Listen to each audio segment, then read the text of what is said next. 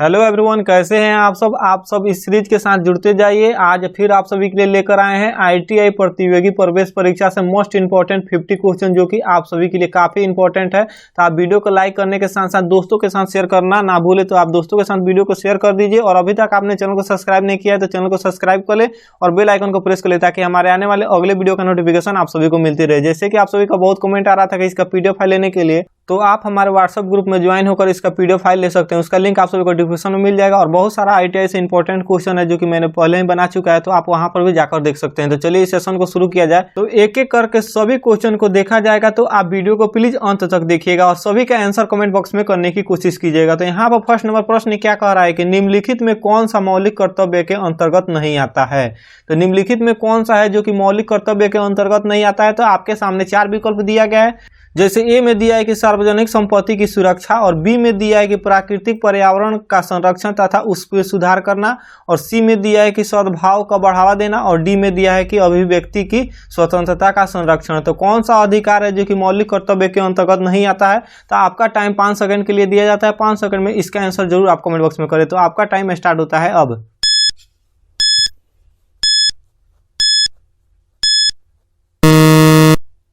तो I know कि आप सभी ने इसका आंसर कर दिया होगा। अगर आपने इसका आंसर डी नंबर ऑप्शन किया है तो बिल्कुल राइट आंसर है। निम्नलिखित में से कौन मौलिक कर्तव्य के अंतर्गत नहीं आता है। तो अभिव्यक्ति की स्वतंत्रता का संरक्षण मौलिक कर्तव्य के अंतर्गत नहीं आता। यह हमारा मौलिक अधिकार है, अभिव्यक्ति की स्वतंत्रता का संरक्षण, इसलिए यह मौलिक कर्तव्य नहीं है। ये हमारा मौलिक अधिकार है, ना कि यह मौलिक कर्तव्य है। इसका डी नंबर ऑप्शन बिल्कुल राइट आंसर है। आप सभी को अगर याद नहीं है तो याद कर लेना है। फिर इसका अगला प्रश्न यहाँ पर है, और प्रश्न क्या कर रहा है कि भारत के राष्ट्रपति के पद के लिए कौन सा शपथ दिलाता है। तो भारत के राष्ट्रपति के पद के लिए कौन शपथ दिलाता है। तो यहाँ पर आप सभी का 4 ऑप्शन दिया गया और इसमें से जो भी राइट आंसर होगा आप सभी को कमेंट बॉक्स में करना है। तो आपका टाइम स्टार्ट होता है अब।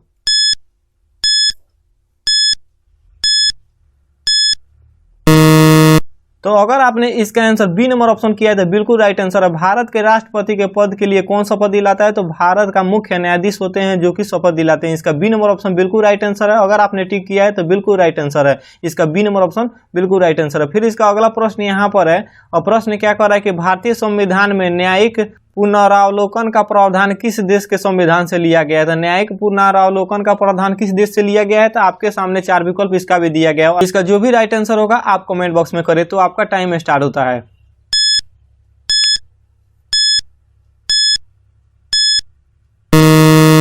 तो अगर आपने इसका ए नंबर ऑप्शन किया है तो बिल्कुल राइट आंसर है। भारतीय संविधान में न्यायिक पुनरावलोकन का प्रावधान किस देश के संविधान से लिया गया है। तो संयुक्त राज्य अमेरिका से लिया गया है। इसका ए नंबर ऑप्शन बिल्कुल राइट आंसर है। अगर आपको याद नहीं हो तो याद कर ले। फिर इसका अगला क्वेश्चन यहाँ पर है, और आप क्वेश्चन के साथ बने रहे और सबका आंसर आप कमेंट बॉक्स में करें, ताकि आप सभी को पता चले कि आपका कितना क्वेश्चन 50 क्वेश्चन में से कितना क्वेश्चन आप हल कर पा रहे हैं। क्योंकि आपका एग्जाम बहुत ही नजदीक आ चुका है और आपका एडमिट कार्ड भी निकल गया, तो आप पूरा क्वेश्चन करते जाइए। फिर इसका अगला प्रश्न यहाँ पर है कि भारत में राज्य के राज्यपाल की नियुक्ति कौन करता है। तो भारत में राज्य के राज्यपाल की नियुक्ति कौन करता है। तो आपके पास 4 विकल्प यहाँ पर दिया गया है। जो भी राइट आंसर होगा आप कमेंट बॉक्स में करें।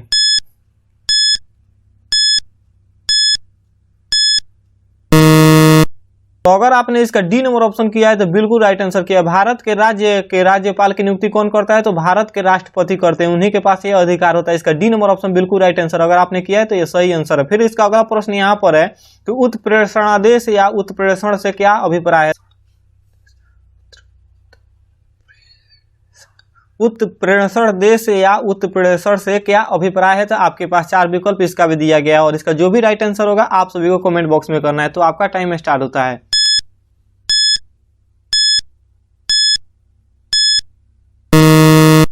तो इसका राइट आंसर अगर आपने डी नंबर ऑप्शन किया तो बिल्कुल राइट आंसर है। प्रमाणित करना या जानकारी देना, इसका यह अभिप्राय होता है। उत्प्रेरणादेश या उत्प्रेरण से यही अभिप्राय होता है। इसका डी नंबर ऑप्शन बिल्कुल राइट आंसर है। अगर आपको याद नहीं है तो याद कर लीजिए। सभी क्वेश्चन आपके एग्जाम के पॉइंट ऑफ व्यू से काफी इंपॉर्टेंट है। और फिर इसका अगला प्रश्न यहाँ पर है कि निम्नलिखित में से कौन से अधिकार मौलिक अधिकारों को हटाकर एक सामान्य कानून की अधिकार बनाता है। तो निम्नलिखित में से कौन सा अधिकार को मौलिक अधिकारों से हटाकर एक सामान्य कानूनी अधिकार बना दिया है। तो आपके सामने 4 विकल्प दिया गया है। जैसे कि ए में दिया है कि जीवन की रक्षा तथा दैहिक स्वतंत्रता का अधिकार, बी में दिया है संपत्ति का अधिकार, और सी में दिया है शिक्षा का अधिकार, और डी में दिया है धार्मिक स्वतंत्रता का अधिकार। तो इसका राइट आंसर क्या होगा। जो भी राइट आंसर होगा आप कमेंट बॉक्स में करें।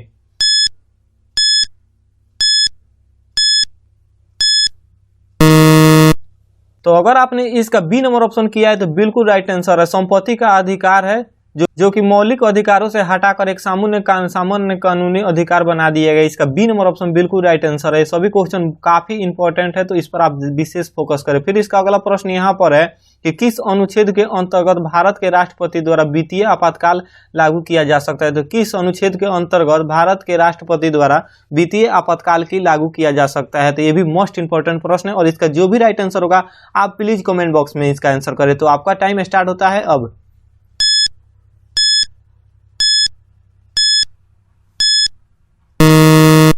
तो अनुच्छेद 360 के द्वारा भारत के राष्ट्रपति द्वारा वित्तीय आपातकाल लागू किया जा सकता है। इसका सी नंबर ऑप्शन बिल्कुल राइट आंसर है। अगर आपको याद नहीं है तो आप याद कर ले, इसका सी नंबर ऑप्शन बिल्कुल राइट आंसर है। फिर इसका अगला प्रश्न यहाँ पर है, और प्रश्न क्या कर रहा है कि निम्नलिखित में से कौन सी संघीय सरकार की एक विशेषता है। तो निम्नलिखित में से कौन सी संघीय सरकार की एक विशेषता है। तो आपके पास 4 विकल्प इसका भी दिया गया है, और आपके पास ऑप्शन यह दिया गया है कि संसद की स्वतंत्रता, बी में दिया है न्यायपालिका की स्वतंत्रता, और सी में दिया है कि संघ तथा राज्यों के बीच शक्तियों का विवरण, और डी में दिया है एकल नागरिकता। तो इसका राइट आंसर क्या होगा प्लीज आप कमेंट बॉक्स में इसका आंसर करें। तो आपका टाइम स्टार्ट होता है।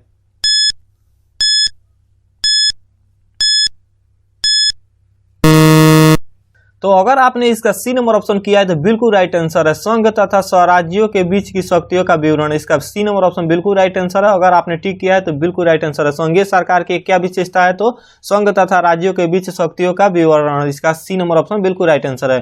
फिर इसका अगला प्रश्न यहाँ पर है कि ईस्ट इंडिया कंपनी का गठन किस वर्ष यानी किस ईस्वी में हुआ था। तो आपके पास 4 ऑप्शन दिया गया, जैसे ए में दिया कि 1664 ईस्वी में, बी में दिया 1632 ईस्वी में, और सी में दिया 1600 ईस्वी में, और डी में दिया 1608 ईस्वी में। तो इसका क्या राइट आंसर होगा। अगर आपको जो भी आंसर पता है तो आप कमेंट बॉक्स में करें।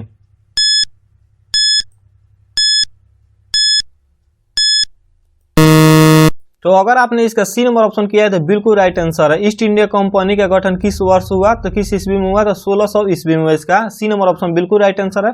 आप सभी को याद कर लेना है। तो फिर इसका अगला प्रश्न यहाँ पर है, आप सभी के लिए सुमेल करने के लिए यहाँ पर प्रश्न पूछ रहा है। ऐसा भी आप सभी के लिए प्रश्न दे देगा कि सूची 1 और सूची 2 दे देगा। उसके बाद यहाँ पर आप सभी के लिए प्रश्न यह है कि धर्म सुधारक आंदोलन यहाँ पर दिया गया संस्थापक थे। आप सभी के सामने यहाँ पर ऑप्शन दिया गया, और इसको आप सभी को ऑप्शन से इसका टिक करना है। तो ऐसा भी प्रश्न दे देगा, तो आप सभी इसका आंसर आप कमेंट बॉक्स में इसका बता सकते हैं। इसके लिए आप सभी को 10 सेकंड का टाइम दिया जा रहा है।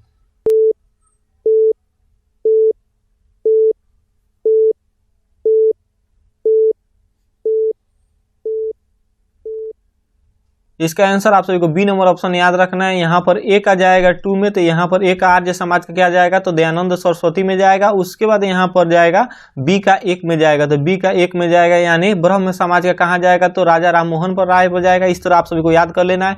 उसके बाद सी का 4 में जाएगा यानी देव समाज का कहाँ पर जाएगा, तो देव समाज का जाएगा केशव चंद्र सेन तथा के श्री दयालु नायडू, इसके पास जाएगा। और डी का कहाँ जाएगा, प्रार्थना समाज का तो एक ही बचा यानी प्रार्थना समाज का जाएगा 3 में यानी आत्म राव पांडुरंगा, डी का 3रा में जाएगा। इसका ये हो जाएगा, तो इसका आंसर यही होगा। आप सभी को इसको याद कर लेना है। ये सब प्रश्न पूछता है, 1-2 प्रश्न ऐसा रहता है। फिर इसका अगला प्रश्न यहाँ पर है कि वर्ष 1917 में महात्मा गांधी द्वारा चंपारण में कौन सा आंदोलन शुरू किया गया। तो मोस्ट इंपॉर्टेंट प्रश्न, और बार बार आपके सामने यह प्रश्न आया होगा कि वर्ष 1917 में महात्मा गांधी द्वारा चंपारण में कौन सा आंदोलन शुरू किया गया। तो आपके पास 4 विकल्प दिया गया, और इसका आंसर जो भी होगा आप प्लीज कमेंट बॉक्स में बताएं।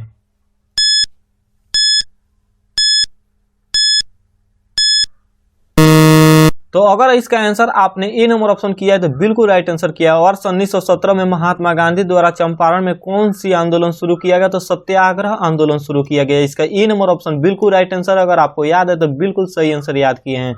इसका अगला प्रश्न यहाँ पर है, प्रश्न क्या कर रहा है कि 17 दिसंबर 1927 को जॉन साल्डर्स की किसने हत्या कर दी थी। तो आपके पास 4 विकल्प दिया गया, और इसका जो भी राइट आंसर होगा आप सभी को कमेंट बॉक्स में करना है। इसका आंसर अगर पता है तो प्लीज आप गलत या सही जो भी आंसर होगा आप कमेंट बॉक्स में करें। तो आपका टाइम स्टार्ट होता है अब।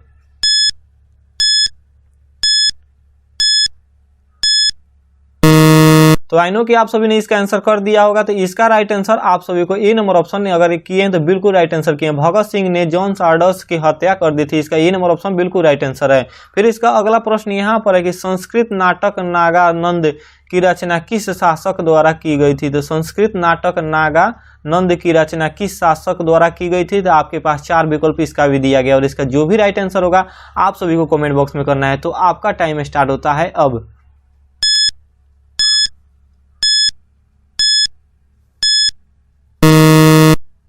तो अगर आपने इसका आंसर बी नंबर ऑप्शन किया है तो बिल्कुल राइट आंसर किया। संस्कृत नाटक नागानंद की रचना किस शासक द्वारा की गई थी। तो हर्षवर्धन के द्वारा की गई थी, इसका बी नंबर ऑप्शन बिल्कुल राइट आंसर है। फिर इसका अगला प्रश्न यहाँ पर है और प्रश्न क्या कर रहा है कि सरदार वल्लभ भाई पटेल डैश डैश के अग्रणी थे। तो सरदार वल्लभ भाई पटेल किसके अग्रणी थे। तो आपके पास 4 विकल्प इसका भी दिया गया है, 2 विकल्प यहाँ पर और 2 विकल्प यहाँ पर। तो इसका जो भी राइट आंसर होगा आप सभी को कमेंट बॉक्स में करना है। तो इसका टाइम स्टार्ट होता है अब।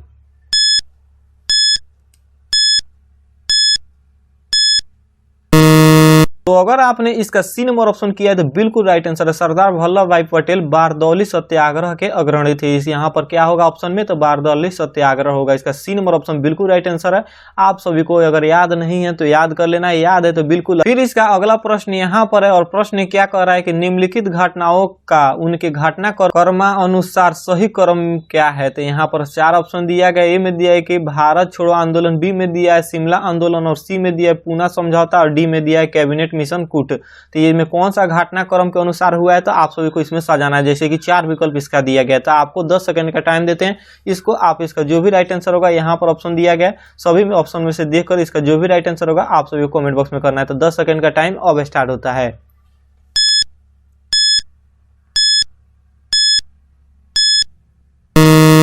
तो अगर आपने इसका सी नंबर ऑप्शन किया है तो बिल्कुल सही आंसर किया है आपने। पहले क्या हुआ था तो पूना समझौता हुआ था, उसके बाद क्या हुआ था तो भारत छोड़ो आंदोलन हुआ था, उसके बाद क्या हुआ था 2 नंबर पर क्या है शिमला सम्मेलन और डी में यहाँ पर 4 नंबर पर क्या हुआ था कि कैबिनेट मिशन। यहाँ पर इसका यह क्रम हुआ, तो इसी क्रम में इसको सजाना था। अगर याद नहीं है तो इसको याद कर ले। फिर इसका अगला प्रश्न यहाँ पर है कि निम्नलिखित में से कौन सा मुगल शासक के अशिक्षित था। तो निम्नलिखित में से कौन सा मुगल शासक अशिक्षित था।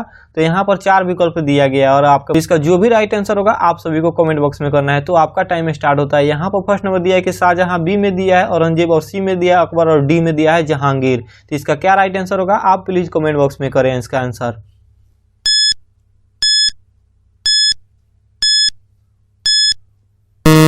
तो अगर आपने इसका सी नंबर ऑप्शन किया है तो बिल्कुल राइट आंसर किया। निम्नलिखित में से कौन मुगल शासक था जो कि अशिक्षित था। तो अकबर थे जो कि अशिक्षित थे, इसका सी नंबर ऑप्शन बिल्कुल राइट आंसर है। और आप सभी को अगर याद नहीं है तो याद कर ले। देखिए कितना मोस्ट इंपॉर्टेंट क्वेश्चन जो कि आप सभी के लिए लेकर आया गया है। तो ऐसे ही आप वीडियो में बने रहें और आप वीडियो को अभी तक लाइक नहीं किए तो प्लीज लाइक कर दे। और चलिए देख लेते हैं इसके अगले क्वेश्चन को। यहाँ पर इसका अगला क्वेश्चन यहाँ पर प्रश्न क्या करेगा, गद्दार पार्टी के संस्थापक कौन थे। तो गद्दार पार्टी के संस्थापक कौन थे। तो आपके सामने 4 विकल्प दिया गया और इसका जो भी राइट आंसर होगा आप सभी को गलत या सही कमेंट बॉक्स में करना है। तो प्लीज आप कमेंट बॉक्स में इसका आंसर करें।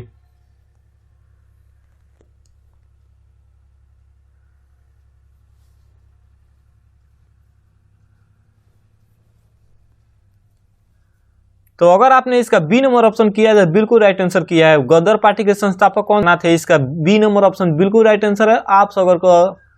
आप सभी को अगर याद नहीं है तो याद कर लेना है। फिर इसका अगला प्रश्न यहाँ पर है, प्रश्न क्या कर रहा है कि हिमालय पर्वत श्रृंखला किस प्रकार की पर्वत श्रेणी में आती है। तो हिमालय पर्वत श्रृंखला किस प्रकार की पर्वत श्रेणी में आती है। तो यहाँ पर 4 विकल्प दिया गया और इसका जो भी राइट आंसर होगा आप सभी को कमेंट बॉक्स में करना है। तो आपका टाइम स्टार्ट होता है अब।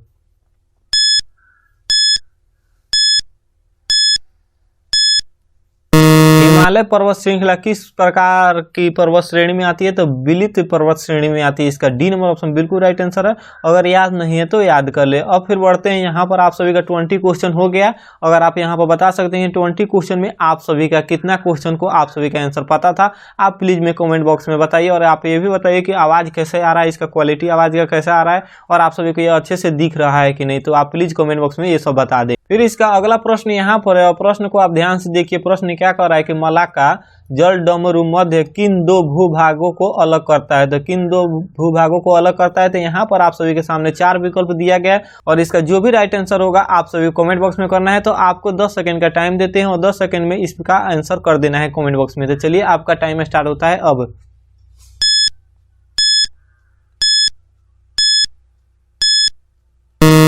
अगर आपने इसका ए नंबर ऑप्शन किया तो बिल्कुल राइट आंसर किया। मलाक्का जलडमरू मध्य किन दो भूभागों को अलग करता है? तो मलय प्रायद्वीप तथा इंडोनेशिया के द्वीप सुमात्रा का अलग करता है। इसका ए नंबर ऑप्शन बिल्कुल राइट आंसर। अगर आपने इसका ए नंबर ऑप्शन किया है तो बिल्कुल राइट आंसर किया है। फिर इसका अगला प्रश्न यहाँ पर है, और प्रश्न क्या कर रहा है कि नवरेट्स या काल बैसाखी तड़ित झंडा एवं बिजली युक्त तूफान, ये सब तूफान है, उसको पूछ रहा है कि जो डैश डैश के लिए प्रमुख है, डैश डैश में प्रमुख है, कहाँ पर प्रमुख है ये सब। तो यहाँ पर आप सभी का 4 विकल्प दिया गया है और इसका जो भी राइट आंसर होगा आप सभी को कमेंट बॉक्स में करना है। तो आपका टाइम स्टार्ट होता है अब।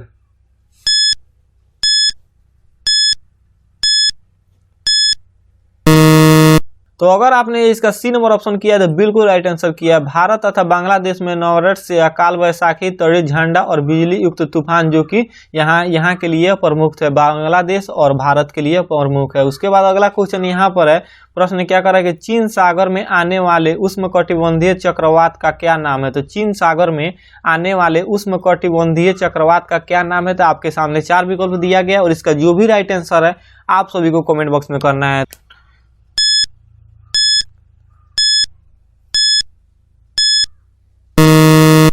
तो अगर आपने इसका डी नंबर ऑप्शन किया है तो बिल्कुल राइट आंसर है। चीन सागर में आने वाले उष्णकटिबंधीय चक्रवात क्या नाम है? तो टाइफून है। इसका डी नंबर ऑप्शन बिल्कुल राइट आंसर है। फिर इसका अगला प्रश्न यहाँ पर है, और इसके बाद प्रश्न क्या कर रहा है, किस प्रकार के वन मुख्यतः शैवालों और काई से बने होते? तो शैवालों तथा काई के द्वारा बने होते। तो यहाँ पर 4 वन का नाम दिया गया और इसका जो भी राइट आंसर होगा आप सभी को कमेंट बॉक्स में करना है। तो आपका टाइम स्टार्ट होता है अब।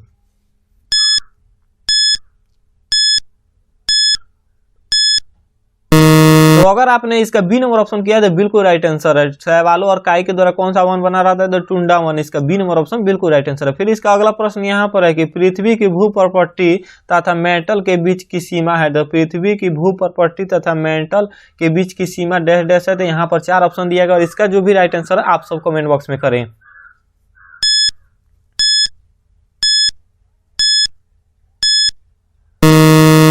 तो अगर आपने इसका ए नंबर ऑप्शन किया है तो बिल्कुल राइट आंसर है। पृथ्वी की भूप्रपट्टी तथा मेटल के बीच की सीमा क्या है? कौन सा डैश डैश है? तो यहाँ पर मोह आशा तत्व है। इसका ए नंबर ऑप्शन बिल्कुल राइट आंसर है। फिर इसका अगला प्रश्न यहाँ पर है, प्रश्न क्या कर रहा है कि निम्नलिखित में से किसके दैनिक तापमान के अंतर सर्वाधिक होता है? तो निम्नलिखित में से किसके दैनिक तापमान में अंतर सर्वाधिक होता है? तो यहाँ पर 4 विकल्प दिया गया है और इसका जो भी राइट आंसर होगा आप सभी को प्लीज कमेंट बॉक्स में इसका आंसर करना है। तो आप आंसर इसका करें कमेंट बॉक्स में।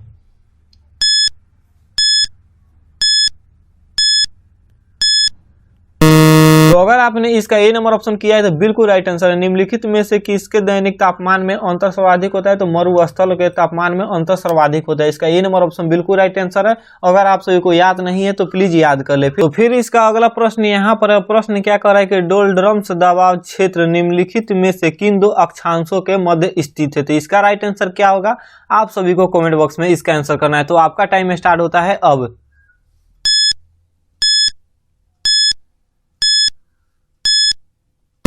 तो अगर आपने इसका ए नंबर ऑप्शन किया है तो बिल्कुल राइट आंसर किया है। 5 डिग्री उत्तर से 5 डिग्री दक्षिण के लिए इसका ए नंबर ऑप्शन बिल्कुल राइट आंसर है। फिर इसका अगला प्रश्न यहाँ पर है कि सिक्किम से गुजरने वाली अक्षांश रेखा डैश डैश से भी गुजरती है। तो सिक्किम से गुजरने वाली अक्षांश रेखा डैश डैश से भी गुजरती है। तो कहाँ से गुजरती है? तो आपके सामने 4 विकल्प इसका भी दिया गया और इसका जो भी राइट आंसर है आप सभी को गलत या सही कमेंट बॉक्स में इसका आंसर करना है। तो प्लीज कमेंट बॉक्स में इसका आंसर करें।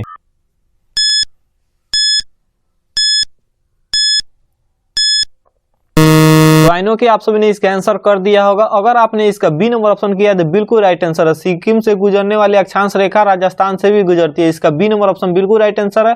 अगर आप सभी को याद नहीं है तो याद कर ले, फिर फटाफट सभी का आंसर करते जाइए। फिर इसका अगला प्रश्न यहाँ पर है कि किस सरकारी संस्था द्वारा ग्राहकों तथा व्यापारियों को नगद इनाम देने के लिए लकी ग्राहक योजना तथा डीजी धन व्यापार योजना का शुभ आरंभ किया गया? तो लकी ग्राहक योजना और डीजी धन व्यापार योजना का शुभ आरंभ किया गया। तो यहाँ पर 4 ऑप्शन दिया गया और इसका जो भी राइट आंसर होगा आप सभी को कमेंट बॉक्स में करना है। तो आप जल्द से जल्द कमेंट बॉक्स में इसका करें। आप सभी को टाइम दिया जाता है 10 सेकेंड का।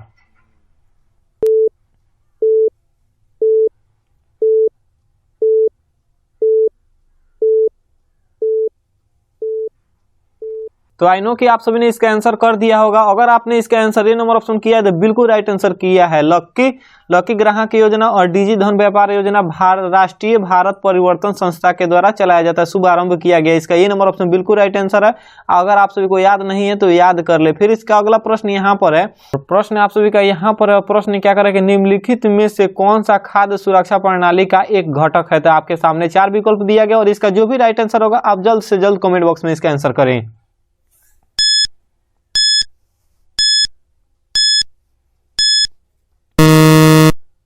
तो अगर आपने इसका ए नंबर ऑप्शन किया है तो बिल्कुल राइट आंसर किया है। कौन सा खाद्य सुरक्षा प्रणाली का एक घटक है, तो सुरक्षित भंडार। इसका ए नंबर ऑप्शन बिल्कुल राइट आंसर है। अगर आप सभी को याद नहीं है तो याद कर ले। और फिर इसका नेक्स्ट क्वेश्चन देखते हैं। इसका नेक्स्ट क्वेश्चन यहाँ पर प्रश्न क्या करेगा, भारत में ग्रामीण क्षेत्र के लिए आवश्यक औसत कैलोरी कितनी है। तो भारत में ग्रामीण क्षेत्र के लिए आवश्यक औसत कैलोरी कितनी है। तो आपके सामने 4 विकल्प इसका भी दिया गया और इसका जो भी राइट आंसर है आप सभी को कमेंट बॉक्स में करना है। तो चलिए आपका टाइम स्टार्ट होता है अब।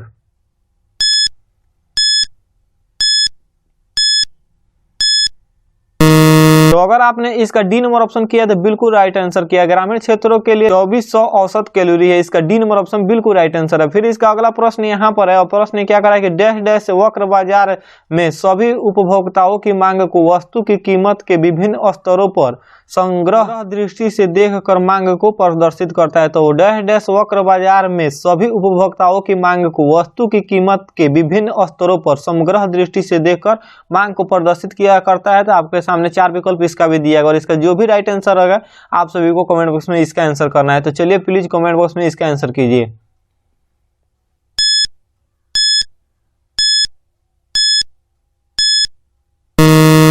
तो अगर आपने इसका सी नंबर ऑप्शन किया है तो बिल्कुल राइट आंसर किया है। बाजार के मांग को देखकर यहाँ पर समग्र दृष्टि से देखकर मांग को प्रदर्शित किया जाता है। इसका सी नंबर ऑप्शन बिल्कुल राइट आंसर है।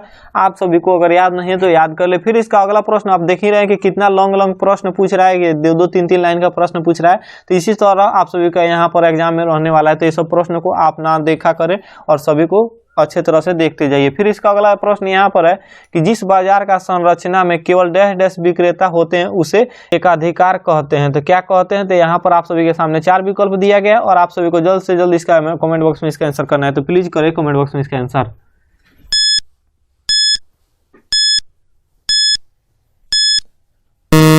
तो अगर आपने इसका ए नंबर ऑप्शन किया तो बिल्कुल राइट आंसर किया। बाजार संरचना में केवल एक विक्रेता होते हैं उसे एकाधिकार कहते हैं। तो एक विक्रेता होते हैं उसे क्या कहते हैं, तो एकाधिकार कहते हैं। इसका ए नंबर ऑप्शन बिल्कुल राइट आंसर। और सभी क्वेश्चन काफी वीवीआई क्वेश्चन है तो आप वीडियो के साथ प्लीज बने रहें। फिर इसका अगला प्रश्न यहाँ पर है कि निम्नलिखित में से कौन एक विशिष्ट चित्रकार है। तो निम्नलिखित में से कौन एक विशिष्ट चित्रकार है। तो आपके सामने 4 विकल्प इसका भी दिया गया और इसका जो भी राइट आंसर होगा आप सभी को कमेंट बॉक्स में करना था। आपका टाइम स्टार्ट होता है अब।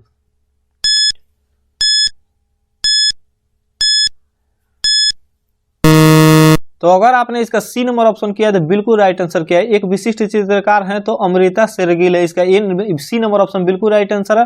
अगर आपने इसका सी नंबर ऑप्शन किया तो बिल्कुल राइट आंसर है और आप सभी को अगर याद नहीं है तो याद कर। फिर इसका अगला प्रश्न यहाँ पर दिया गया। प्रश्न क्या कर रहा है कि निम्नलिखित में से कौन सा देश ब्रिक्स समिति का सदस्य नहीं है। तो कौन सा देश है जो ब्रिक्स समिति का सदस्य नहीं है। तो यहाँ पर आप सभी के सामने 4 विकल्प दिया गया और इसका जो भी राइट आंसर होगा आप सभी को कमेंट बॉक्स में करना है।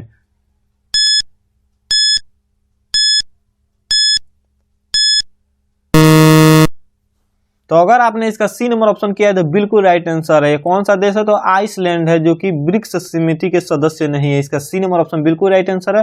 अगर आप सभी को याद नहीं है तो याद कर लिए। फिर इसका अगला प्रश्न यहाँ पर है। प्रश्न क्या कर रहा है कि निम्नलिखित में से कौन सा देश अपने प्रसिद्ध पर्यटन स्थल सुमेलित नहीं है। तो यहाँ पर 4 ऑप्शन दिया गया और इसका जो भी राइट आंसर है आप सभी को कमेंट बॉक्स में करना है। तो यहाँ पर 4 ऑप्शन इसका दिया गया और आप सभी को 10 सेकंड का टाइम दिया जा रहा है। 10 सेकंड में इसका आंसर आप सब जल्द से जल्द कमेंट बॉक्स में करें।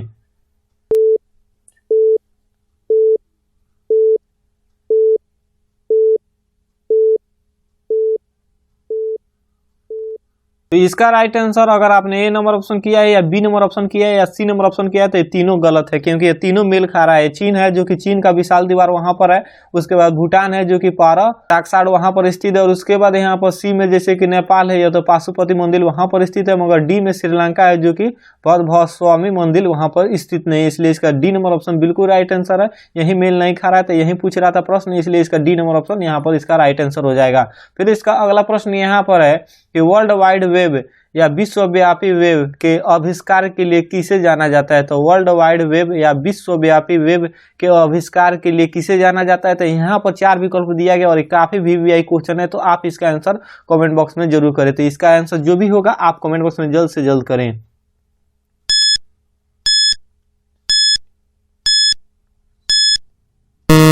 तो अगर आपने इसका ए नंबर ऑप्शन किया है तो बिल्कुल राइट आंसर किया है। वर्ल्ड वाइड वेब और विश्वव्यापी वेब का आविष्कार कौन है? तो सर टिम बर्नर्स-ली है। इसका ए नंबर ऑप्शन बिल्कुल राइट आंसर है। अगर आप सभी को याद नहीं है तो याद कर ले, सब क्वेश्चन बार बार पूछा जाता है और ये प्रीवियस ईयर का आप सभी का क्वेश्चन है जो काफी इंपॉर्टेंट बुक से लेकर आए हैं आप सभी के लिए। फिर इसका अगला प्रश्न यहाँ पर है कि निम्नलिखित में से कौन सा युग्म सही नहीं है? तो यहाँ पर सही युग्म नहीं है, उसको आप सभी को ढूंढना है। तो कौन सा युग्म है जो कि सही नहीं है? तो आप सभी का जो भी राइट आंसर है आप सभी को आंसर कमेंट बॉक्स में करें।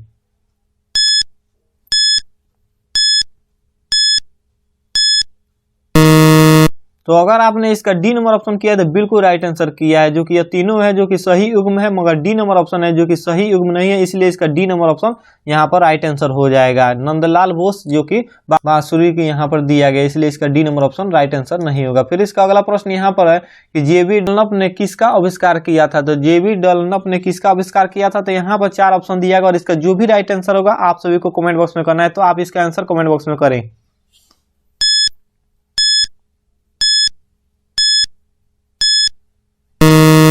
तो अगर आपने इसका आंसर सी नंबर ऑप्शन किया है तो बिल्कुल राइट आंसर किया है। जेबी डनलप किसका आविष्कार किया है? तो रबर टायर का आविष्कार किया है। इसका सी नंबर ऑप्शन बिल्कुल राइट आंसर। अगर आप सभी को याद नहीं है तो याद कर लेना है, सभी क्वेश्चन काफी इंपॉर्टेंट है, तो ये सभी को आप सभी को याद कर लेना है, ये नहीं कि इसे अनदेखा कर दे, इसे सभी क्वेश्चन काफी इंपॉर्टेंट है, इसलिए आप सभी को याद कर ले। फिर इसका अगला प्रश्न के लिए चलते हैं। इसका अगला प्रश्न यहाँ पर है और प्रश्न क्या है कि सचिन तेंदुलकर ने निम्नलिखित में से किस स्टेडियम में अपना 100वां अंतर्राष्ट्रीय शतक बनाया था? तो इसका आंसर तो आप सभी को पता ही होगा, जल्द से जल्द आप कमेंट बॉक्स में इसका आंसर करें।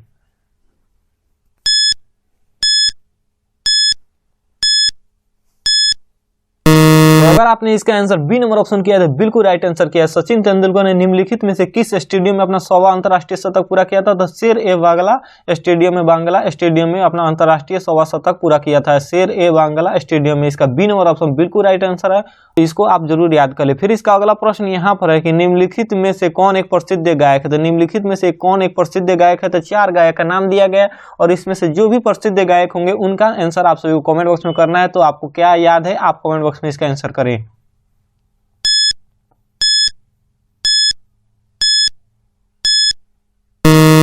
तो अगर आपने इसका डी नंबर ऑप्शन किया तो बिल्कुल राइट आंसर है। इसमें से कौन प्रसिद्ध गायक है? तो पंडित जसराज है जो कि प्रसिद्ध गायक है इन ऑप्शनों में से, तो इसका डी नंबर ऑप्शन बिल्कुल राइट आंसर है।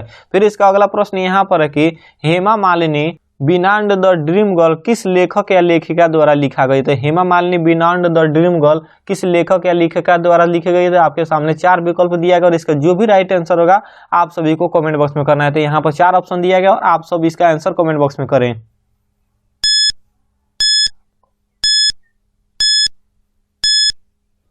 अगर आपने इसका सी नंबर ऑप्शन किया है तो बिल्कुल राइट आंसर है। Hema Malini beyond the dream girl, इसका लेखक कौन है, लेखिका कौन है? तो राम कमल मुखर्जी है। इसका सी नंबर ऑप्शन बिल्कुल राइट आंसर। अगर आप सभी को याद नहीं है तो याद कर ले। फिर इसका अगला प्रश्न यहाँ पर है और प्रश्न क्या करेगा, निम्नलिखित में से कौन भारत का राष्ट्रीय जलीय जीव है? तो निम्नलिखित में से कौन सा है जो कि भारत का राष्ट्रीय जलीय जीव है? तो कितना सिंपल सा प्रश्न है, इसका आंसर तो आप सभी को कमेंट बॉक्स में करना है। तो इसका आंसर क्या होगा?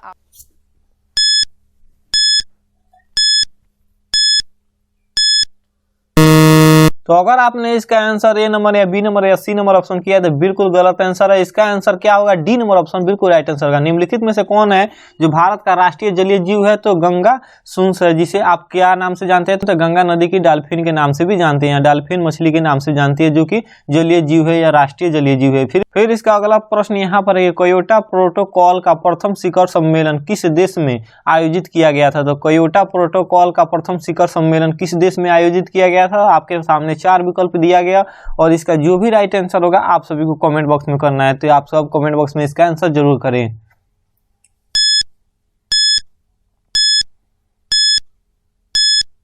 तो अगर आपने इसका सी नंबर ऑप्शन किया तो बिल्कुल राइट आंसर किया है। क्योटो प्रोटोकॉल का प्रथम शिखर सम्मेलन किस देश में हुआ था? तो जापान में हुआ था। इसका सी नंबर ऑप्शन बिल्कुल राइट आंसर है। अगर आप सभी को याद नहीं है तो याद कर ले। फिर इसका अगला प्रश्न यहाँ पर है और प्रश्न काफी इंपॉर्टेंट है। और क्या है प्रश्न? तो प्रश्न क्या कर रहा है कि स्वराज मेरा जन्मसिद्ध अधिकार है और मैं इसे लेकर रहूंगा। क्या है? तो स्वराज मेरा जन्मसिद्ध अधिकार है और मैं इसे लेकर रहूंगा। यह नारा किसने दिया था? तो यह नारा किसने दिया था? तो ये काफी इंपॉर्टेंट प्रश्न है और इसका आंसर पता है तो प्लीज आप कमेंट बॉक्स में जरूर बताएं।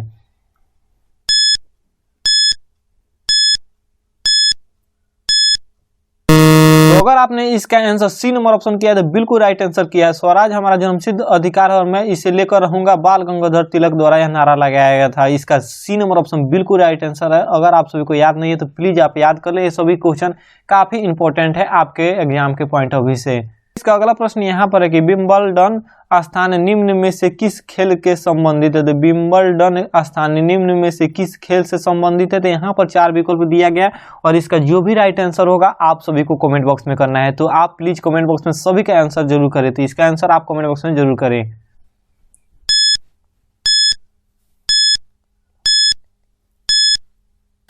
विंबलडन स्थान किस खेल से संबंधित है? तो लॉन टेनिस से संबंधित है। इसका ए नंबर ऑप्शन अगर आपने किया है तो बिल्कुल राइट आंसर है। फिर इसका अगला प्रश्न यहाँ पर है कि वॉलीबॉल की एक टीम में कितने खिलाड़ी होते हैं? तो वॉलीबॉल के एक टीम में कितने खिलाड़ी होते हैं? तो आपके सामने 4 विकल्प दिया गया और इसका राइट आंसर आप जो भी पता होगा आप सभी को कमेंट बॉक्स में करना है। काफी इंपॉर्टेंट प्रश्न है।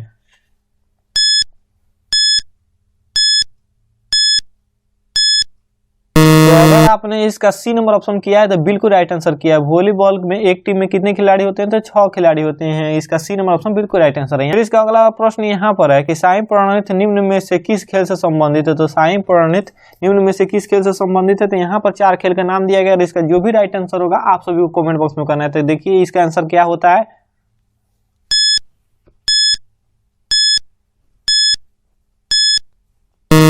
प्रणीत किस खेल से संबंधित है? तो बैडमिंटन से संबंधित है। इसका बी नंबर ऑप्शन बिल्कुल राइट है। इसका अगला प्रश्न यहाँ पर है और ये भी क्रिकेट से ही प्रश्न है कि sixer machine I don't like cricket dash dash I love it. इस यहाँ पर श्लोक दिया गया है कि I don't like cricket dash dash I love it. इस प्रसिद्ध बल्लेबाज की आत्मकथा है। तो किस प्रसिद्ध बल्लेबाज की आत्मकथा है? तो यहाँ पर 4 बल्लेबाज का नाम दिया गया और इसका जो भी राइट आंसर होगा आप सभी को कमेंट बॉक्स में करना है। तो चलिए आपका टाइम शुरू होता है अब।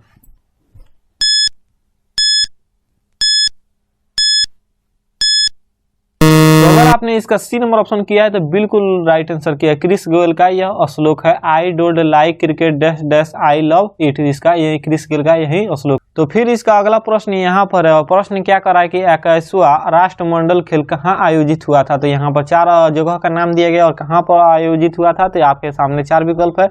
इसका जो भी राइट आंसर होगा आप सभी को कमेंट बॉक्स में करना है। तो चलिए आपका समय शुरू हो रहा है।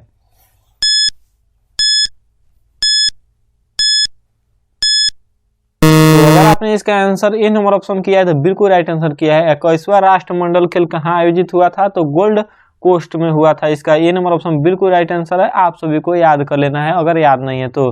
फिर इसका अगला प्रश्न यहाँ पर है। प्रश्न थोड़ा सा लंबा है तो इसलिए आप ध्यान से देखें। प्रश्न क्या कर रहा है कि प्रधानमंत्री सुरक्षित मातृत्व अभियान प्रत्येक मास के डैश डैश दिन निःशुल्क स्वास्थ्य जांच तथा अपेक्षित इलाज की सुविधा प्रदान करता है। तो प्रश्न फिर से मैं पढ़ रहा हूँ। प्रश्न क्या है? प्रधानमंत्री सुरक्षित मातृत्व अभियान प्रत्येक मास के डैश डैश दिन निःशुल्क स्वास्थ्य जांच तथा अपेक्षित इलाज की सुविधा प्रदान करता है। तो यहाँ पर 4 ऑप्शन दिया गया है और इसका जो भी राइट आंसर होगा आप सभी को कमेंट बॉक्स में इसका आंसर करना है। तो आपका टाइम अब स्टार्ट होता है।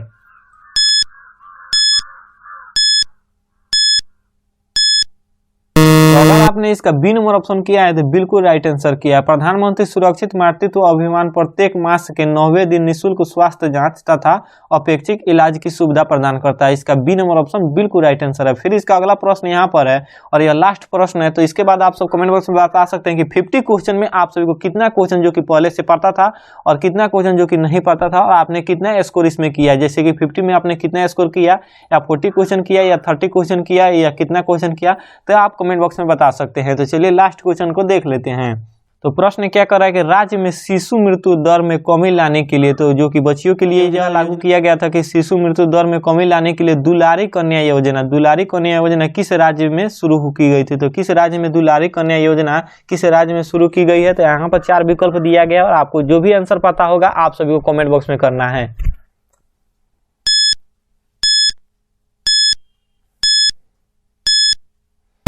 अगर आपने इसका ए नंबर ऑप्शन किया है तो बिल्कुल राइट आंसर किया है। दुलारी कन्या योजना किस राज्य में शुरू किया गया, तो यहाँ पर अरुणाचल प्रदेश में शुरू किया गया, जो कि शिशु मृत्यु दर को कम करने के लिए। इसका ए नंबर ऑप्शन बिल्कुल राइट आंसर है।